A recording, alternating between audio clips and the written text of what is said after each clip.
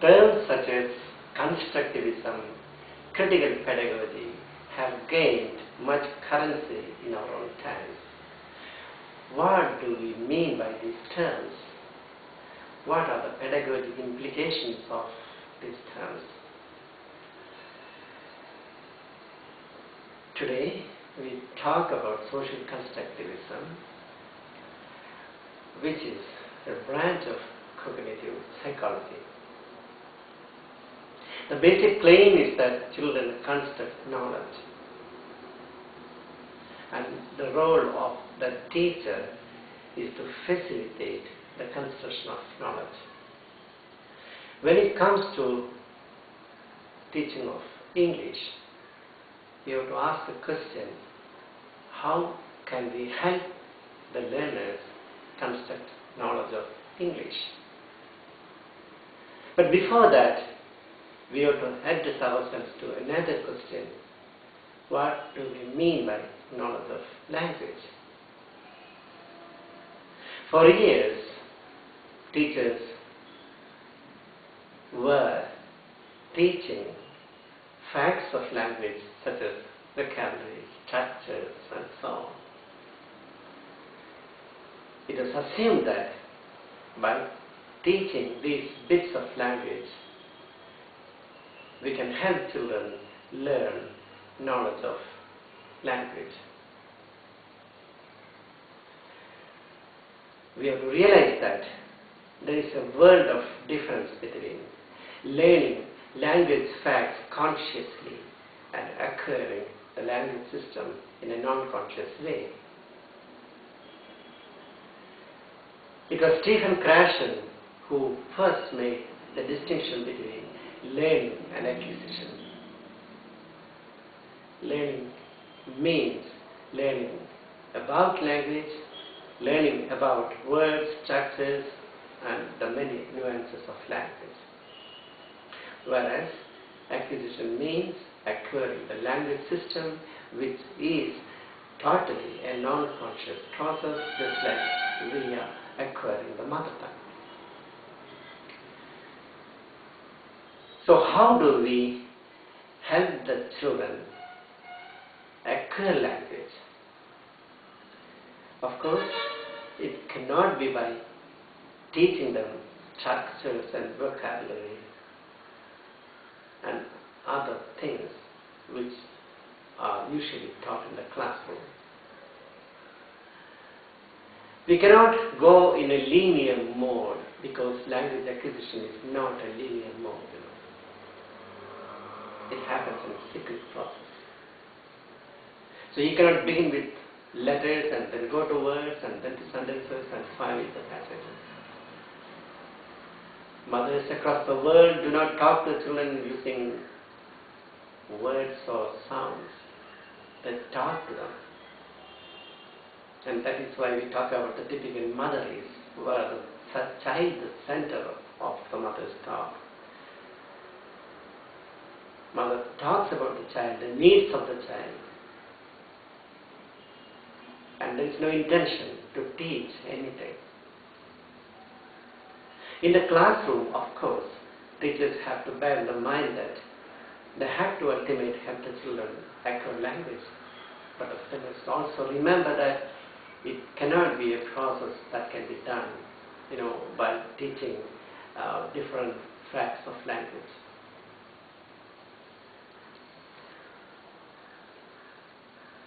Why did teachers for years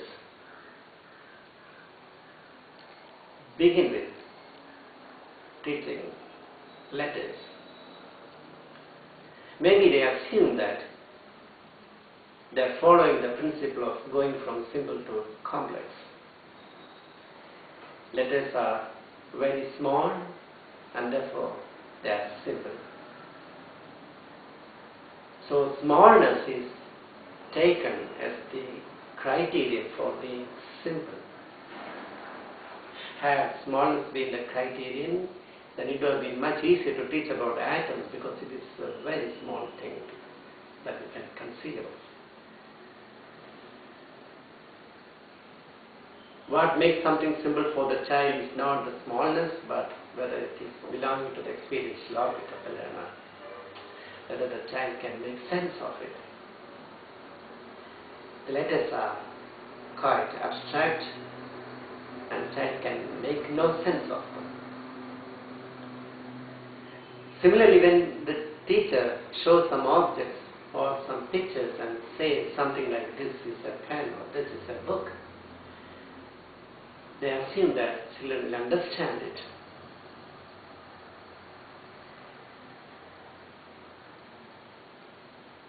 This again is a misconception. What do we mean by understanding something? Does it simply mean getting at the information contained in a sentence? When we hear to somebody talking, a vigorous process of thinking is happening in our minds. There are many things to put together. The context, the familiarity of some of the words, the facial expression, voice modulation, and combining all these things together, the listener is trying to get at the meaning. It's a derivative process.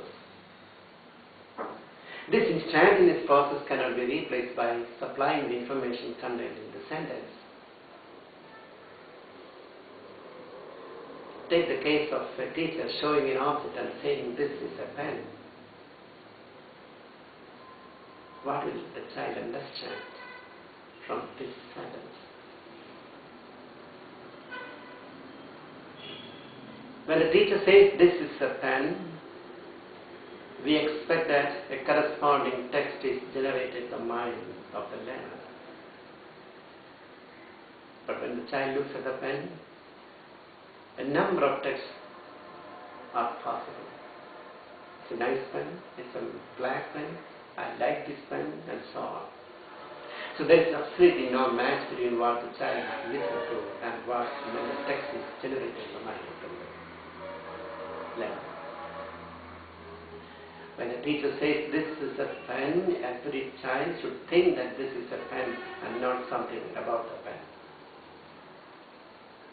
Or you take the case of asking comprehension questions and eliciting responses to these questions. What will the child get out of this exercise? Will it promote the development of communication skills? Does real communication takes place when the teacher asks a question and elicits an answer?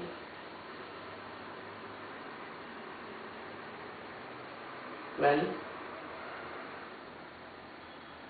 one kind of communication might take place, like locate this answer or give me this answer. And communication in real sense doesn't take place because what is elicited is not the learner's idea, and what what the teacher gives is not the teacher's idea also. It is a pre-decided thing. It's a reproduction of a linguistic information given in the textbook. Or you take any other usual ways of teaching English, let it be teaching rhymes or allowing children to practice a conversation or the like things.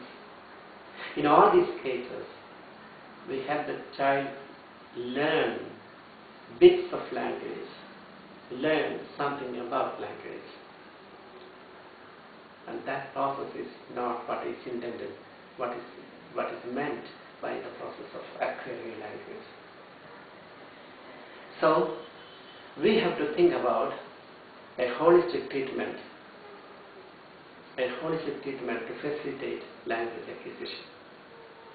How can we ensure a holistic treatment? You can define holistic treatment in different ways. In one sense, you can say that words and sentences are all fragments of language and these do not exist. And what exists in real life is only